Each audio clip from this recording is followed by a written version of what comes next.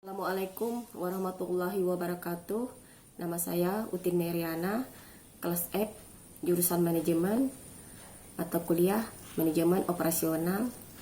Dosen pengampu Bapak Adi Mursalin SEMM, CPH, CM, CHRMP. Saya akan menjawab soal UTS manajemen operasional. 1. Bagian 1. Apa yang Anda ketahui tentang manajemen operasional? Manajemen operasional adalah kegiatan untuk mengatur, mengelola secara optimal manajemen pengolahan sumber daya dalam proses transformasi input menjadi output. Kedua, sebutkan ruang lingkup manajemen operasional. Ruang lingkup manajemen operasional sebagai berikut. 1. Perencanaan sistem produksi. 2.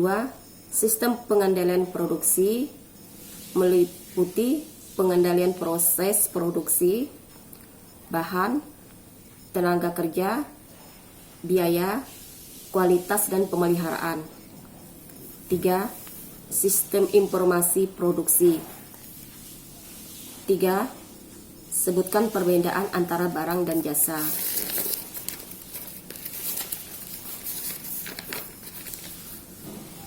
Barang merupakan produk wujud fisik yang menjadikannya bisa dilihat, dirasa, disentuh, dipegang, dan mendapat perlakuan fisik lainnya. Karakteristik barang: 1. Dapat dijual lagi. 2. Dapat disimpan. 3. Kualitas dapat diukur. 4. Penjualan terpisah dengan produksi. 5. Dapat dipindahkan. 6. Lokasi sangat mempengaruhi biaya. 7. Mudah diotomatisasi. 8. Pendapatan dari produk nyata. Sedangkan jasa adalah kegiatan ini memberi manfaat yang ditawarkan suatu pihak atau penjual ke pembeli, ke pihak lain, tanpa wujud dan tanpa menghasilkan kepemilikan. Karakteristik dari jasa: 1. Tidak bisa dijual. 2. Tidak dapat disimpan. 3. Kualitas sulit diukur. 4. Penjualan sebagai bagian jasa. 6. Pemindahan pada tenaganya. 7. Lokasi penting untuk interaksi dengan konsumen. 8. Sulit diotomatisasi. 4. Sebutkan dan jelaskan 3 fungsi aktivitas penting yang harus diperhatikan oleh sebuah perusahaan. 1. Fungsi keuangan. Fungsi tersebut berkaitan dengan pencarian sumber dana dan pengelolaan dana untuk kegiatan produksi. 2. Fungsi operasi. Fungsi tersebut berkaitan dengan berbagai aktivitas operasi, mulai dari pengadaan bahan baku sampai pada kegiatan produksi. 3. Fungsi pemasaran. Fungsi ini berkaitan dengan bagaimana melakukan kegiatan pemasaran sehingga produk dikenal oleh konsumen. 5. Sebutkan 10 keputusan manajemen operasi yang paling penting. 1. Perancangan barang dan jasa. 2. Perancangan proses dan kapasitas. 3.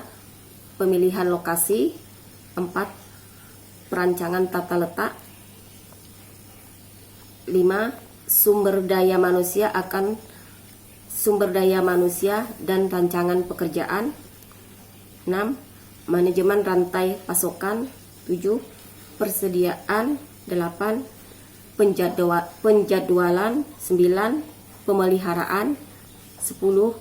Mutu atau manajemen kualitas. 6.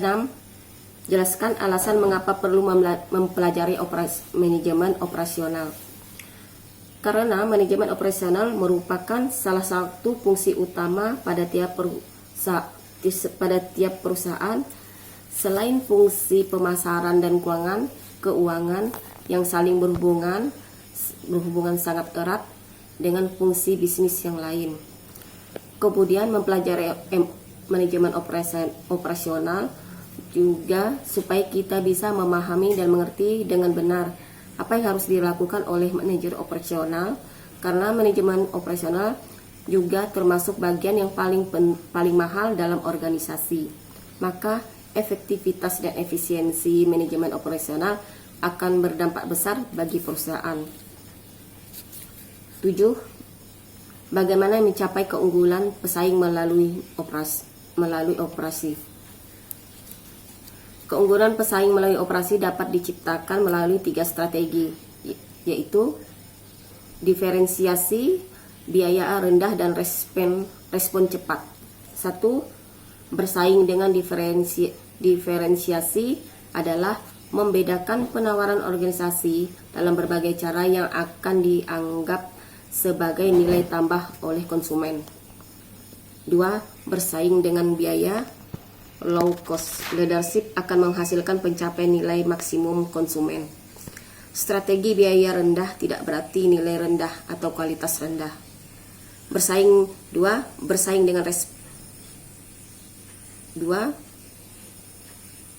dengan biaya. Low cost leadership akan menghasilkan pencapaian nilai maksimum konsumen. Strategi biaya rendah tidak berarti nilai rendah dan atau kualitas rendah. Ketiga, bersaing dengan respon cepat dapat berupa kecepatan dalam pengiriman produk ke konsumen atau kecepatan pengembangan produk. 8. Jelaskan apa yang dimaksud dengan strategi operasi. Jelaskan secara terinci. Strategi operasi adalah perancangan suatu barang dan jasa, kualitas, perancangan proses, pemilikan lokasi, perancangan tata letak, sumber daya manusia, dan rancangan pekerjaan berikut manajemen rantai pasokan, persediaan, penjadwalan, serta pemeliharaan yang diterapkan guna menghasilkan tujuan yang efektif sesuai dengan strategi organisasi tersebut. Bagian 2. A. Apa judul video tersebut? Video 1, Supply Chain Management Intro Video. 2, Supply Chain Strategy and Performance. B. Siapa pembicara dalam video di atas dan dari mana pembicara tersebut? Nama: Profesor Nyoman Pujawan, PhD, CSCP. Asal Profesor of Supply Chain Engineering ITS. C. Jelaskan apa yang dimaksud dengan supply chain management. Supply chain management adalah disiplin yang mempelajari pengelolaan aliran barang dari hulu sumber sampai ke hilir atau pelanggan. Efektif tidaknya supply chain management suatu perusahaan akan menentukan apakah mereka akan unggul atau kalah dalam persaingan. Supply chain management yang efektif membutuhkan kolaborasi antar pihak, membutuhkan visibilitas informasi di sepanjang supply chain.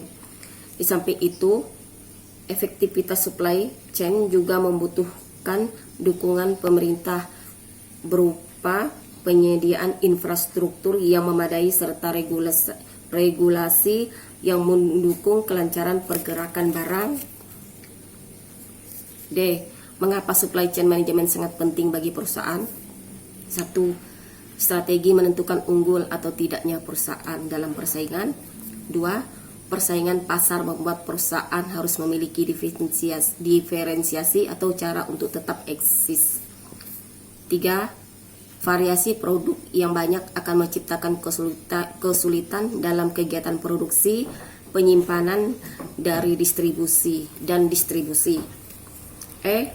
jelaskan teori supply chain management yang dijelaskan oleh pembicara di dalam video di atas. Supply chain management adalah suatu yang sangat penting bagi perusahaan dan penting bagi masyarakat. 1. Pentingnya strategi supply chain management. Strategi menentukan unggul atau tidaknya perusahaan dalam perusahaan, karena sekarang berada pada persaingan yang semakin ketat. Persaingan pasar membuat perusahaan harus memiliki cara untuk tetap eksis. Kemudian, variasi produk yang banyak akan menciptakan kesulitan dalam kegiatan produksi, penyimpanan, dan distribusi. 2. Produk fungsional inovatif. Produk inovatif dicirikan oleh seringnya inovasi atau mengubah tampilan, menambah filter atau fungsi produk. Produk fungsional, produk yang dibeli karena fungsi dasar. 3. Strategi efisiensi responsif. Strategi efisien, perusahaan lebih berfokus pada strategi responsif. Respon atau tanggapan suatu perusahaan manufacturing dalam merealisasikan permintaan konsumen. 4. Decoupling point and postponement.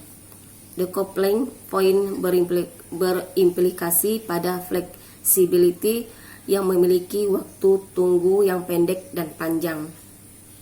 Postponement strategi untuk menunda beberapa aktivitas dalam supply chain sampai customer demand diketahui.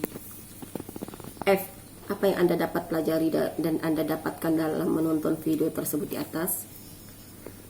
Saya dapat mempelajari bahwa supply chain management merupakan suatu yang sangat penting bagi perusahaan, yang mana supply chain management inilah sebagai pengelolaan aliran barang dari sumber sampai ke pelanggan. Begitu juga supply chain management ini sangat penting untuk masyarakat.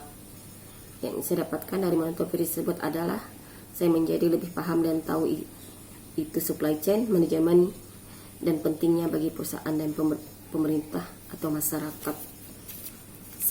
Sekian, itulah jawaban UTS saya, manajemen operasi operasional. Wassalamualaikum warahmatullahi wabarakatuh.